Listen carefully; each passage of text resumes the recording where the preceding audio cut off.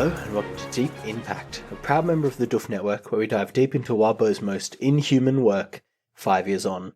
Coming up next is Elliot Diebold. And that was Ruben Morehouse. And we're here to talk about Execution 13.2, which begins with Blake and Evan basically debriefing on this little fight they just had with this knight in shining armor.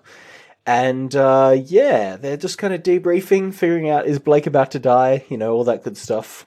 Yeah, I mean, it's very quickly established that Blake just isn't dying. And I mean, I guess even with everything going on, I still thought getting a massive hole through the middle of your, sternum would be kind of lethal. But it's not. I mean, I think it's just sort of really highlighting how not human Blake is right now. I think one of the big things this chapter is doing is sort of showing us how Blake is finally starting to actually grapple with his situation here. And, we're opening that with this idea that he's kind of, at the moment, he's so inhuman that having a giant lance wound through his middle is just kind of an inconvenience. Yeah. Yeah, it doesn't even seem to faze him, huh? The fact that his heart was literally stabbed. Yeah. Yeah. Evan comes out of the gate with a hilarious quote where he says, "Except you stabbed it, so that's, I don't know. It's like someone goes in for a fist bump and you shake it instead, but way, way worse." Which is such a great line. Evan, best character in the story for sure. Yeah, I mean, we'll have a lot more to say on Evan, but throughout this chapter, but he's definitely in top form this chapter as well, like just with his kind of charming, innocent logic that he throws at people. Yeah. And there's this other great moment with Evan where Blake doesn't know where he is, and he looks, and Evan is like standing inside his body, just chilling inside him, like one of his spirit birds.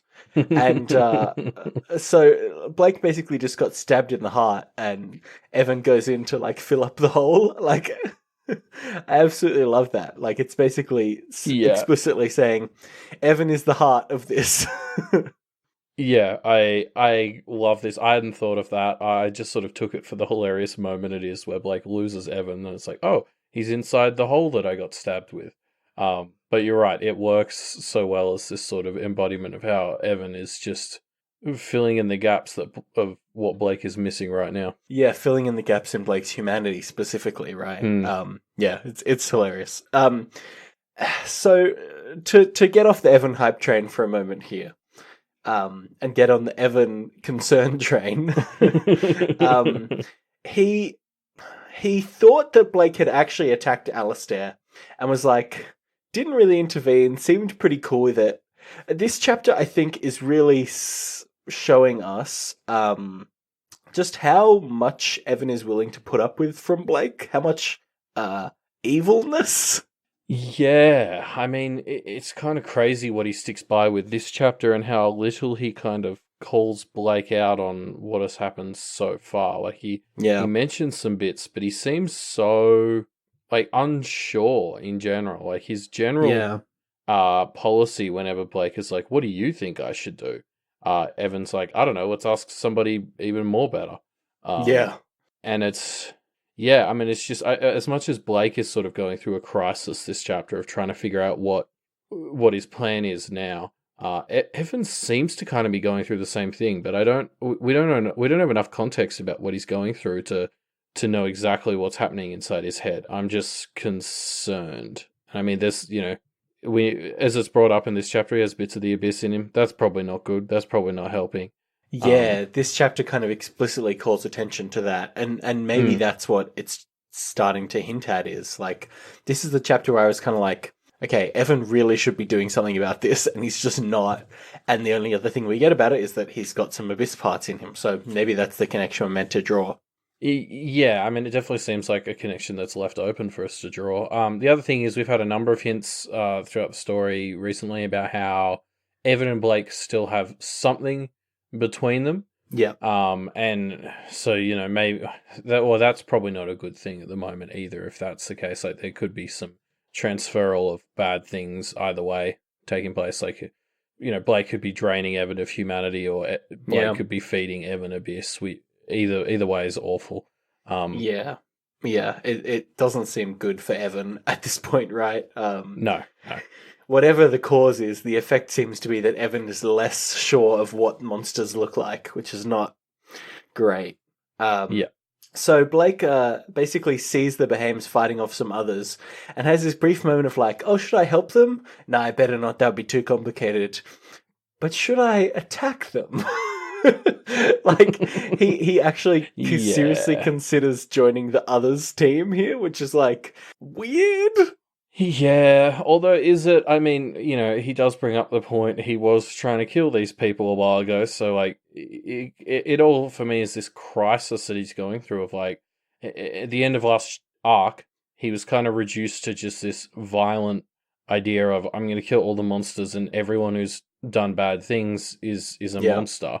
And the events of the last chapter and a bit have kind of forced him to take a step back and sort of reevaluate how easily he was just letting himself label everyone as monsters. And now he's just kind of a mess. Like he doesn't quite know exactly what his plan is because he managed to convince himself that an appropriate plan was just kill all the things. Yeah. And now he can't do that. Now he's just kind of like, what the fuck am I going to do with myself? Yeah. He really seems lost, doesn't he? Yeah. And it sends him down this train of thought of thinking, okay, I'm not going to attack the Behaims, I'm not going to attack these people, I'm not going to attack those people. And he eventually realizes the real enemy is the system. He kind of re-emphasizes to himself how gargantuan of a task breaking the wheel actually is. Yeah, I mean, he's obviously still on this train of thought, which I like because I like that general goal. But he's starting to realize that he's fighting against all of reality if he's trying to go ahead with this. It's always going to be really hard to do. Yeah, yeah, you're right. He's always been on board with it, but now he kind of actively has the thought that reality itself is hell-bent on maintaining the current systems. This is more of it's not just taking down Jacob's Bell, it's fighting against the universe. Yeah. And I mean, his plan kind of morphs as he starts to realize this from, it morphs into just sort of apparently causing as much chaos as they can as quickly as possible to make things unstable, which will hopefully put him in a better position to do stuff. Yeah, and he starts kind of rationalizing what Molly has been doing as well as part of this. Like, Molly hasn't been doing anything horrifying now in his mind. She's kind of created an opening, which feels a little bit like he's coming on side to Molly, and I don't know if I'm fully willing to ascribe that to him just being a bit more heartless, or whether he's actually still a bit of a residual possessed. Yeah, I mean, that's definitely a possibility, but, yeah, I mean, I guess now that he's pivoting to this mode of causing instability in order to be able to take advantage of it, which, you know, I think just harkens back to what, Granny Rose was saying in 12.x. You know, Molly is obviously pretty good fucking source of instability these days, so, she's an obvious thing to sort of team up with. Yeah. And we'll see how that goes in a bit. Yeah. Blake sees a relative of his on the boogeyman side, not on the Thorburn side. And this boogeyman is basically actively collecting souls for the Abyss, which is great. It's dragging along a Duchamp by this metal, roadhog hook in her ankle, and it's talking about how it's going to collect 9 more.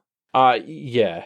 This is this thing's so unabashedly evil, like it's such an over the top, like all the alarm bells that could possibly be set off are set off. It really makes the point that Evan is about to bring up to Blake very apparent. I mean, it's dragging an old woman by a hook in her cuff. Like, come on, Blake. Yeah, it's clearly hard to rationalize how it's actually the goodie in this situation. It's such a creepy monster, though. I'm kind of curious about who it belongs to, or if it's just a kind of a free agent. I would kind of guess, based on just how ridiculously evil it is, that it's one of Johannes's that's just kind of living in his domain.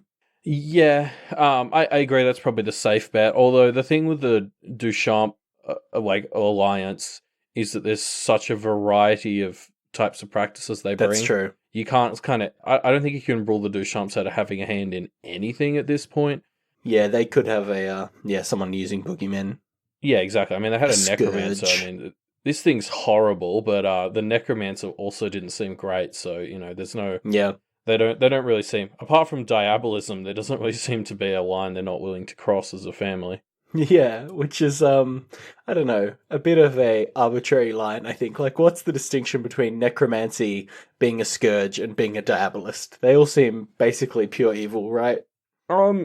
Yeah, I mean, I would tend to agree. I don't see it as being a huge difference. The people in this world definitely seem to draw a line on Oh diabolism yeah, being worse. demons are so much worse because they actually are like actively making things worse for everybody, which I get, but feels a bit of a nitpick. Yeah, I agree. I don't think people who are like scourges or necromancers should really be holding up their heads that much higher.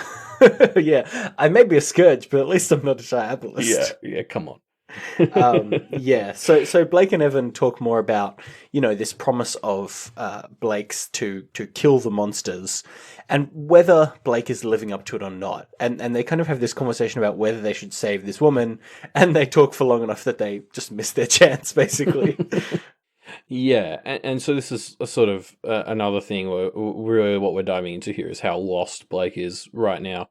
Yeah. I think the most interesting thought he has in this section is this idea of he doesn't even trust himself to fight bad things because he's worried he's going to start to doubt how bad they actually are, which is Mm. just a ridiculous thought to have when you're faced with this thing.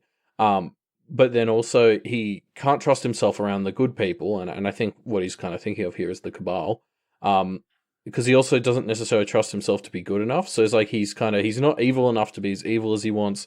He's not good enough to be like good that he can trust himself. So he's just stuck in the middle, and he doesn't know what to do with himself. And I mean, it's that very uncharacteristic sort of paralysis that it leads to. This is very un-Blake to kind of stand there trying to figure out what to do and not Yeah. doing anything.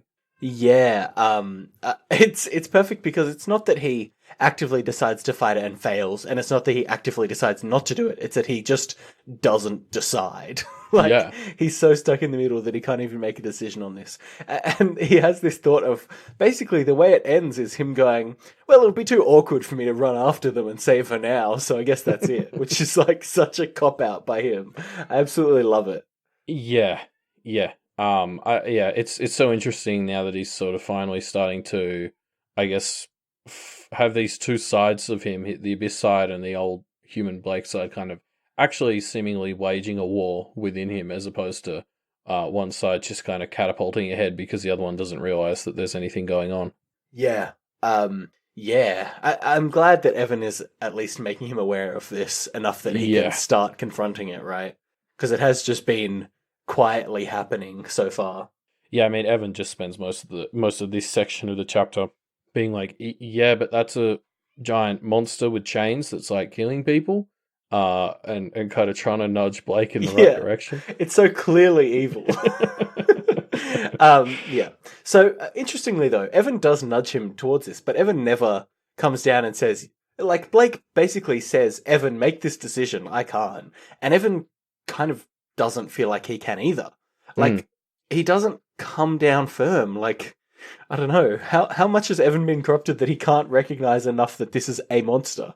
Yeah, well, it kind of goes like we've talked so much about how lost Blake is, but we're also touching on the fact that it seems like Evan is maybe in a similar boat, which is why I wonder Yeah. if this connection that maybe still exists between them is a factor. Because like Evan has just seemingly gone along with all this stuff, and maybe this is optimistic, but this sort of thing might be the kind of kick in the pants Blake needs to sort of realize Yeah. how bad things get. If he finds out he's been influencing Evan, and then realizes kind of how Evan has maybe been being Yeah. or been acting, Yeah. this could really be a wake up call for him. Yeah, Evan might be the chance for him to, reflect on how bad he has gotten, but we'll see. Yeah, So basically, Blake realizes that even with Evan, he doesn't have enough help. He doesn't have enough oversight for him to know what to do, and he doesn't have enough firepower to do much. And so he kind of runs through the list of people that could help him, and he figures out that his closest remaining ally is Molly's ghost. yeah, it's funny. I wouldn't have even put Molly on the list. I didn't quite appreciate the level of calm sentience that she ends up having. Mm-hmm.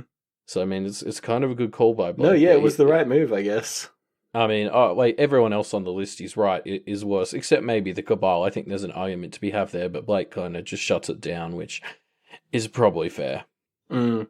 But anyway, so he summons Molly because Blake doesn't do things in half measures. Yeah, can we touch on the fact that he doesn't really consider his cabal that much, right? Like, he runs through the Behames, Duchamps, Johannes, rules them out. Fair enough. He thinks of the Thorburns, but kind of feels like that would be going down the garden path of awakening them a bit too much.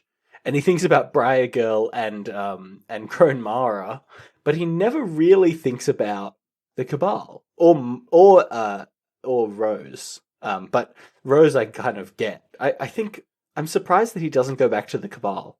Yeah, well, I think he does.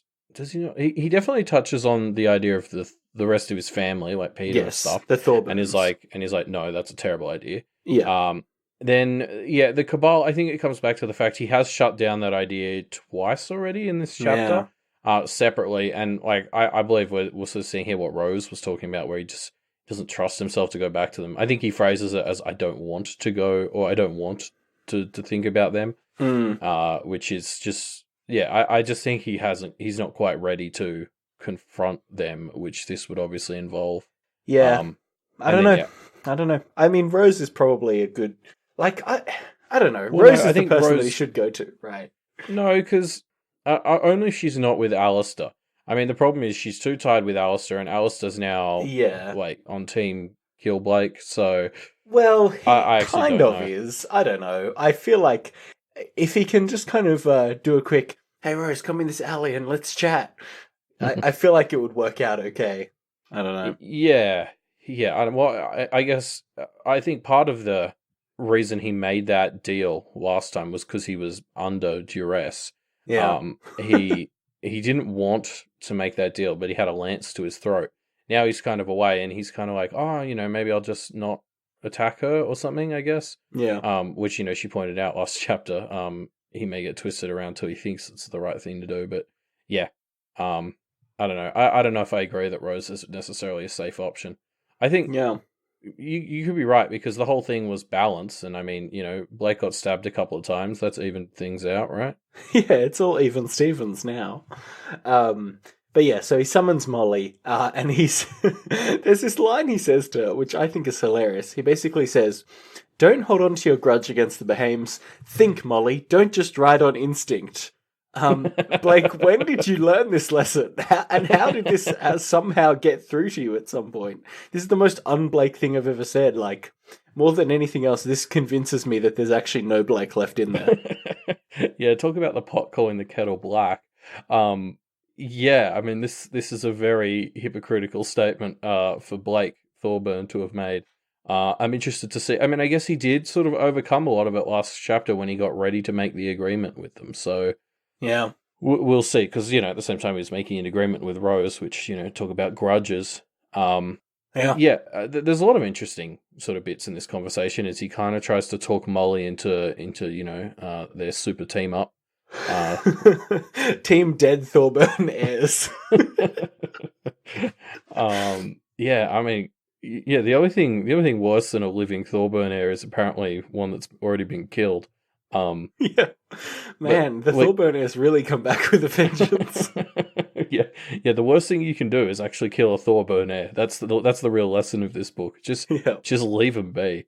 But yeah, I mean, we learn a lot about Molly as well, like how omniscient she kind of is in town right now. She talks about how she has basically seen everything that's been going on. Yeah, which is kind of bonkers. She's getting some sort of powerful feedback from her crazy negativity aura type thing. Which if she's getting feedback, like we've talked about, explains why she's getting so powerful. Yeah, she seems really powerful.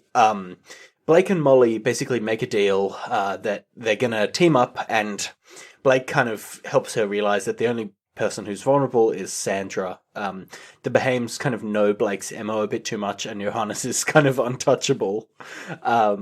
So it has to be Sandra and Jeremy. So Molly's going to do a big distraction attack, and Blake will sneak in and give them the old hyena one too.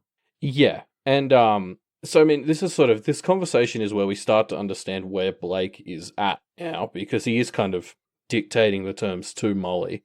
So we kind of get to see where he's starting to land on his crisis of conscience earlier in the chapter. And it seems to basically be he and Molly are both on team burn it all down, like let's just fuck shit up. It's just Blake is a bit more focused on using the burning it down to, put the spinner in a position where he can nudge it in the right direction and build it back up.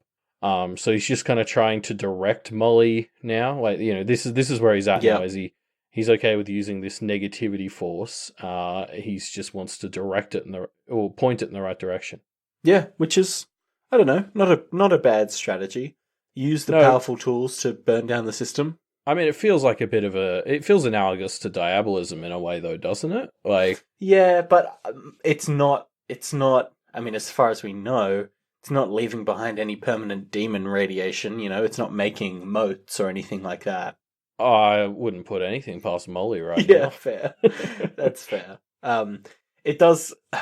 If I had to critique it, I would say it reminds me of the burn down the house while you're still inside it plan a little bit. Like using Molly to do all this, attacking. I don't think Molly will be discriminate enough to not just fuck over Blake and the Thorburns and the Cabal while she's at it.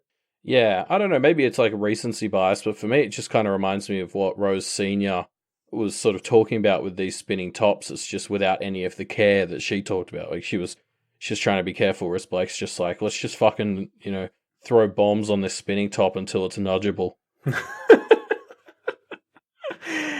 What a great plan. So Molly also says something interesting here where they touch on the idea of where Molly's power comes from. And she basically says, I think I'm becoming a god. And they have a little conversation about this and then move on. And it's like, what the fuck? Like, this is crazy. I don't like, and I kind of believe it, right? Like, she's clearly becoming omniscient in Jacob's Bell. She seems to be becoming the god of Jacob's Bell. Yeah, or, if we sort of look at the more traditional pantheons, like, I don't know if I'm just thinking like, Greek or Roman gods or Norse, it was often gods of a concept. Like, she'd almost be like the god of resentment and the negativity. God of negativity, yeah. What a title. I mean, as Green Eyes mentions, most gods are apparently miserable. Green Eyes is apparently a lot more well-traveled than I realized. Who knows what she meant while she was down in the abyss. Having said that, though, I think everything in the abyss was miserable. Yeah, so it's not a strong point. That's what I was thinking as well. I was like, I don't know if that's the best measure. But yeah, anyway, no, I mean, I agree. It could be. I mean, it doesn't feel to me like Molly's becoming a god, but I guess I don't know enough about how gods form. I certainly, I compare it maybe more to an incarnation or something, but maybe I'm just splitting hairs at that point. This is the world of Pact. The line doesn't necessarily have to be distinct. Who knows exactly what she's turning into, but I agree, it seems really fucking powerful. And if it's like, if she is becoming some sort of embodiment of something like negativity, I mean, of course, in Jacob's Bell, that's going to fucking get out of control real fast. There's a lot to feed on. Yeah. Yeah. So Blake heads off to prepare to attack Sandra and Jeremy, and on the way decides to top himself up with a few bones.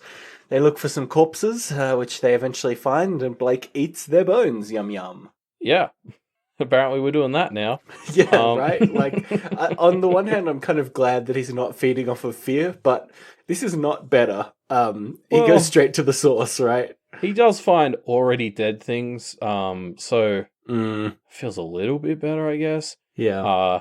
I mean, what I do like is, this is one of the first times in the story, I think, where we've seen Blake kind of go out of his way to sort of top himself up that isn't in a shit way like glamour. Do you remember that time he was like, I need to hang out with my friends, that will refresh me? That was so long ago. Yeah. Now it's just eat some bones. Drink some blood of your friends and eat some fucking bones. Yeah. I mean, what scares me about this is arcs like 11 and 12 were so defined by Blake developing his sympathetic magic thing and like defining it as his MO as a boogeyman. And now he's kind of completely change the status quo of him as a boogeyman by getting out of the mirrors. Yeah. And you know, while I like the idea that he's shoring himself up rather than throwing things away more and more, I'm worried about like the precedent we're starting to set here of Blake being someone who scavenges bones from others. Like that's not a good image. Yeah, I wonder, like, we've talked about the flesh that he has left being his humanity. Do you think this is maybe a good sign? Like, if he shores himself up with human bones, he's gaining at least somewhat some humanity? Or is that ridiculous? Yeah, I can't see it being that. That just seems too good. It contradicts too much with the idea of the imagery of like grave robbing Yeah, you're for right. other dead people's bones. Like if anything, to me, it sort of implies that you're going to be like furthering an image of you as like a bastardization of humanity or something. You know, like Yeah. he's taking the dead scraps of humanity. Yeah, that's true. It's probably not reaffirming things that we want to be reaffirmed, right? No, I can't imagine it is. It's too horrible an image to be a good thing. Yeah. I also like the idea of this telescope couple that they find. Like, it's just they were pecked to death, and it's just it leaves so many questions. Like, they were pecked to death while doing astrology. Were they practitioners or just like chilling out here, and they were casualties? Like, it's very enticing. Yeah, it's a fun little sort of background set piece. Like, a bit of a weird tangent, I think, but like, you get lots of video games that do this. Like, BioShock was a classic one, where they just sort of be rooms off to the side of the main path with a kind of backstory that you can piece together just by observing the rooms. Like this feels like a bit of an example of that. Like, we're just given some contextual clues and left with some gaps that we have to fill in. I mean, we don't get word on how fresh these corpses are. Weirdly, I hope they are very fresh. I mean, he has to strip the flesh off of them with the hyena, right? Oh, yeah. I mean, I doubt they're like months old, but, Yeah. Like I'm talking about, hopefully they're within the last hour as opposed to the last like 24 or 48. I don't know. It seems better to me that they're casualties of the current chaos than just like 48 hours ago there was a minor skirmish and everyone was okay with just leaving their corpses up on the roof for a couple of days. Yeah, hopefully it wasn't that. There's also some creepy birds up here that I like because Green Eyes just starts munching down on them, so they just piss off. They're like, no. Yeah, so I like the idea that they could be not just normal birds, or they could just be normal birds that got suitably freaked out by Green Eyes. I'm not quite sure. I think Blake attributes the looks they give to just a bit too human. Yeah. I mean, I could believe that they were the Briar girls. She seems all about that sort of scavenging from the dead stuff. That's where Blake got his, like, original set of bones. Yeah. Or even some kind of Corvidae spawn, maybe. Yeah, this is what he's getting up to. He's making some young Corvidaes. Because fuck, we haven't seen him, have we? God knows what he's up to. Not since he walked off with the hair, right? Yeah, that was 11.x. I think he's been doing fuck knows what for the last arc and a bit. Who could ever tell? Yeah. So Blake basically watches Molly attack the Duchamps. Molly does this big negativity blast, and it seems to do like it's a strong attack, but doesn't seem to do much. And Blake basically immediately realizes this plan is just not going to work, and he legs it to go do something else. Yeah. I mean, it's such a crazy moment. Like, I love you feel how intense it is because Blake like braces himself for it, and it still hits him so much harder than when Molly actually hit him. And Sandra and Jeremy are barely phased. Like, I keep forgetting how strong these two seem to be. Yeah. And then I love the moment Blake just sort of starts running, and you're like, wait, what the fuck? And he's like, don't worry, I'm attacking them from another angle or something. Which I'm sure Molly is going to be like 100% fine with it. She's not going to see this as another huge betrayal by Blake. The fact that he just fucked off and left her while she was attacking. I mean, I guess we've got to count on her omniscience here because he does explain it to Green Eyes and Evan, so hopefully she overheard. Yeah, she seems reasonable. I'm sure she'll understand. We got to hope that she's eavesdropping and willing to give him the benefit of a doubt. Yeah, we'll see, I suppose. And that's the end of Execution 13.2. Yeah, what do you think Blake's Blake's other angle is. I have no idea. I was trying to think of it. Like, the only thing I can sort of think of is if he's going for someone or something less protected, which has me worried that he's just planning on attacking the junior council now. Which is like a concerning thought that I don't think he's thinking like that anymore. I don't know. I have absolutely no idea what he's planning. I can't wait to find out. Yeah, I mean, I guess we will find out. Yeah. Something that just jumped into my head though before we bounce out. Wait, talking about Corvidae, I'd forgotten about that loose thread. I'm wondering, like, I talked about how I thought Barbatorum was going to get out because of something the group did. Now I'm wondering, like, if it's going to be Corvidae, like if summoning Corvidae is going to be what lets Barbatorum out. I want to change my prediction to it being Corvidae. I reckon that's even better. Okay. If he fucks with the sorry, like maybe he could just fuck with the like Rose's failsafe or something, and Barb's is just going to get out. I mean, I don't feel like it'd be that hard for Corvidae to change the way the fire burned a little bit, so that instead of burning nice and safely, it just went 5 centimeters to the right and accidentally let out Barbatorum. Yeah, I feel like there's ever since the house has sort of been smashed by like Jeremy, it feels like there's a number of small things someone could do to maybe let Barbatorum out, and Corvidae is probably the kind of arsehole who will. He'll just stop by Mara's place and be like, "Hey, quick advice, get the fuck guess out. What? Yeah. We're going. Yep. Off on another honeymoon." Yeah, I mean, we'll see, right? We'll see what he gets up to. Now, before we wrap up, a quick reminder: we have a discussion question that's running at the moment. That discussion question is musing on whether Rose actually has the heart and soul, and inviting you all to muse with us. So make sure you leave your answers to that in the discussion thread.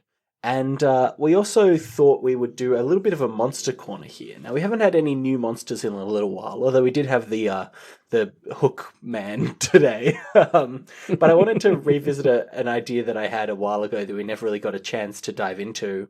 Back when, well, this feels like ages ago now, but back on the siege on the house, when we had the this was what, in Arc 12, I think? No, 11? Is this the paper girl that we're talking about? Yes, the paper girl. I think that was towards the end. Oh, no, that was towards the midpoint of Arc 11, I reckon. Late mid 11. This paper girl who had this human flesh-bound book. I wanted to dive into the idea of human skin-bound books. So if you don't want to hear those words many times, then bounce now. If you're still here, though, let's get into it, I guess. So there's a word for this, of the practice of binding books in human skin, or a term for it, and that term is anthropodermic bibliopegy, which, it's something is prevalent when it has its own term, right? Yeah, well, because this was like a big thing in like the Middle Ages. Right? Yeah, it really seemed to have been done a lot in the 17th or maybe 18th, 19th century. Okay, that's more recent than I thought. Yeah, it's surprisingly recent, honestly. A lot of these famous examples, like, still exist today. There's something like maybe 40 known and verified, because they've been kind of chemically verifying these for the last, 10 or 20 years. There's something like 40 of these known books that still exist that have been verified to be bound with human skin, which is fun. So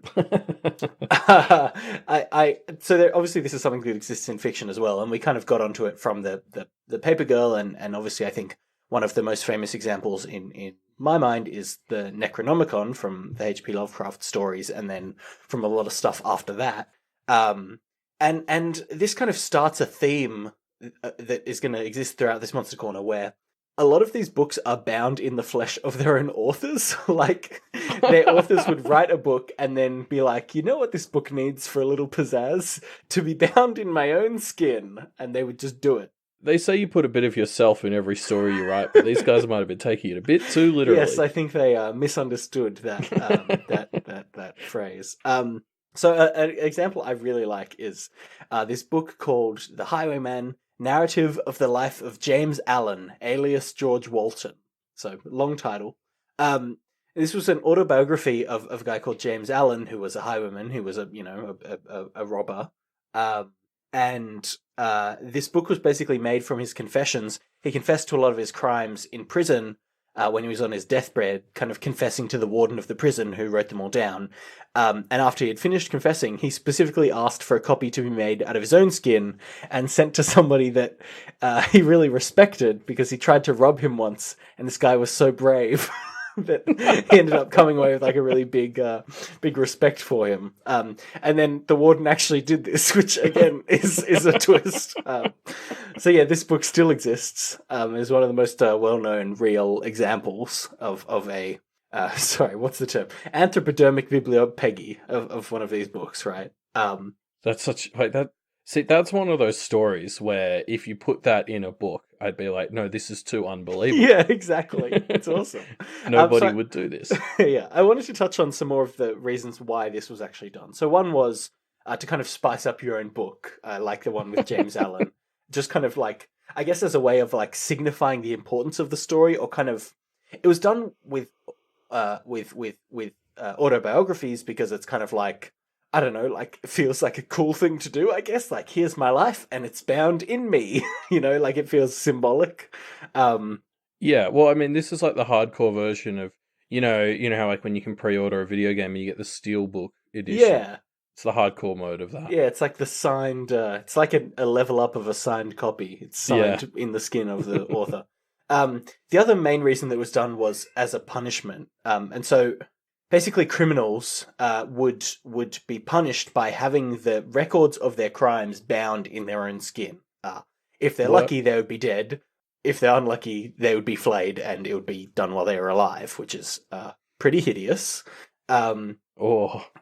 Yeah, there was this act from old England, this act called the Murder Act, which meant that if you'd done a heinous crime like murdering somebody, you would get basically dissected in public posthumously. And after this, a lot of times your skin would be basically turned into stuff like wallets or books, and so that's where a fair amount of these came from as well, which is a bizarre punishment, but there you go. There also are some examples of it being like a fetishy thing. So like there was one doctor that wrote a book on female reproductive systems and bound it in the skin of an unknown woman. And apparently it was a bit of a fetish thing for this guy to have this book, and he was very proud of it and showed it off to everybody, which is, again, pretty fucking disgusting. Yeah, fuck that guy. Yeah. So yeah, disgusting tradition, but I do like that there were these authors that were just kind of like, and not all of them were criminals. Some of them were just a bit wacky and were kind of like, yeah, I'm just going to bind this book in my own skin. You know what? Like, I'm not going to lie. The guy who on his deathbed was sort of like, hey, bind a copy of this book in my skin. Yeah. I could get behind that. Like, I reckon that'd be cool. Like, if when I die, he bound a copy of like a book I wrote in my skin, I reckon that's pretty legit. Well, go to Officeworks and see if they'll do it for you. Yeah. You need to find an Officeworks that's next to a morgue, though. That's the condition. Yeah, it's interesting, isn't it? Just fucking weird tradition that seems to have just. I don't like. It's such a pointless thing to do, in my opinion. Like, I don't know why anyone would do it, either to someone else or to themselves. But it seems to have somehow still be an enduring thing that just people kept doing. So, well, yeah. I mean, something that has been a thing throughout history, and is also a thing in Pact because of that. Is this idea that, like, giving your own flesh really adds a level of importance to something. Like, you can only bind so many books in your own skin. It really sort of, it's putting your weight behind it. Yeah. You could have used that skin to make a deal with Barbatorum to get like 30 more years of life or something. Yeah. And just smell bad stuff. Was that the deal or something like that? Yeah. Anyway. Or you'd get like blades that never dull, whatever. Yeah, something like that. But yeah, that's a little bit of history on Anthropodermic bibliopegi. So that was fun, I guess. If you want to leave your favourite examples of human skin-bound books, the place to do that, I guess, if there ever was a place to do it, is in our discussion thread, which you can find linked in the episode description. A place not to do that, but to hit us up about other things would be our Twitter account, which is @MediaMD Podcast. We accept all sorts of tweets that have nothing to do with human skin being separated from human bodies. Yes. If you really like this show and you want to put a bit of your skin in the game, so to speak, why not review us on Apple Podcasts or on Stitcher, where you can help us out by spreading the love and helping other people find the show. If you're sick of skin talk, you can head on over to doofmedia.com, where there's a bunch of shows that have less flaying involved. Man, actually, you know what? That's a good point. Yeah, this is a skin-heavy book. Imagine all the books you could have made out of like that Duchamp woman Green Eyes had a crack at a few chapters ago. Yeah. Get half a library out of her. Yeah, we won't be upset if you want to go check out some of the other great shows on the Doof Media Network. We have thick skin after all. So check out shows like We've Got Ward or Do the Right Thing. There are a bunch of great shows on the Doof Media Network. Yeah, I think the newest episode of We've Got Ward's coming out right at the same time as this. And in fact, they will probably be mentioning, and we should mention too, the Parahumans costume contest. The votes are now open. So that's for all our patrons. So anyone who's patroned from even $1 up has the ability to check out all the costumes that were submitted and, see which one you like the most and give it the tick of approval. Yeah, definitely. I just looked at them this morning, and my God, these costumes are great. Like, all of them are exceptional. It was very hard for me to choose one, but I did cast my vote, and I'm excited to see who ends up winning. Yeah, I agree. I found it actually really hard to decide. There were like about 3 or 4 that I was like, I really, really love this one. So yeah, I mean, check it out. That's patreon.com/doofmedia if you are interested in joining us to, vote on these costumes, and you get a bunch of other perks. We've talked about them a lot, so I won't repeat it. Yeah. So if you really like Wildbow's stories and you want to put a little more skin in the game, then head to Wildbow's Patreon, patreon.com/Wildbow, and you can help support him for creating these horrifying skin-themed stories. Just to be clear, Wildbow only accepts cash payments. You can't donate skin to him. Well, as far as I'm aware, we haven't actually asked him. I'm going to go ahead and assume the answer is no. But we can't be certain. Yeah.